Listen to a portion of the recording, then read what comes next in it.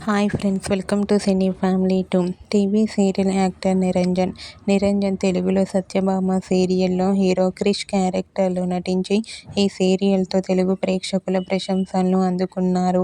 నిరంజన్ ప్రస్తుతం కన్నడలో నినజొతే ననకాతే అనే సీరియల్లో నటిస్తూ బిజీగా లైఫ్ని ఎంజాయ్ చేస్తున్నారు.